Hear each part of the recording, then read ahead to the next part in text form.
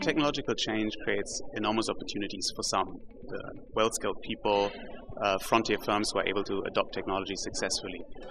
But it risks leaving those behind that are not prepared for it. People with low skills, lagging firms who are struggling to take technology on.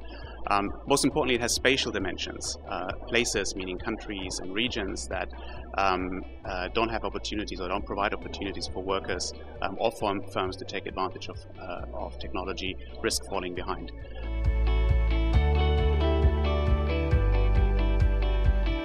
The key difference is pace. I think technological change is getting ever faster, and I worry that we're not as prepared as we need to be or as we should be in order to take advantage of it. Take the example of skills. I mentioned earlier the preparedness of workers to take advantage of technology and be a partner. There's a remarkably high share of young people who will get into the labor market who struggle with basic things like text and numbers, and they're not prepared for this fast technological change, and they will go into the labor market and will stay in the labor market for 50 years and will struggle to adapt to this ever faster change. So pace is the key challenge, and I think we need to become more agile. Both the public sector needs to become more agile to respond to this, but also businesses need to become more agile, need to be allowed to be more agile. Take example of the tertiary education system.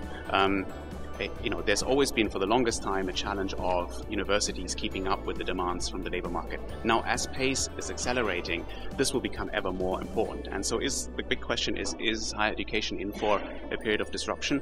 I think so. If you look at the emergence of coding schools that are coming up, that are not being regulated, that are not part of the formal education system, but are there and are thriving.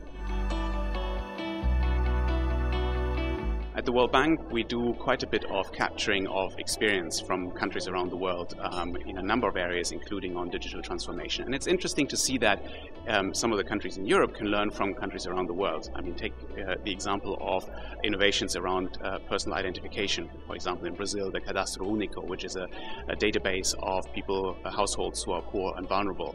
Or in India, the personal ID, which is virtual, but we're just gradually capturing all of Indian society.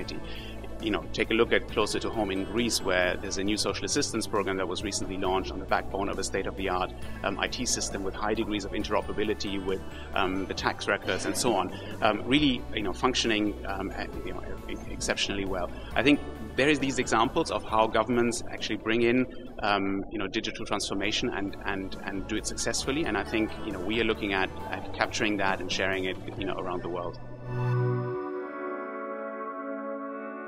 I'd say promising.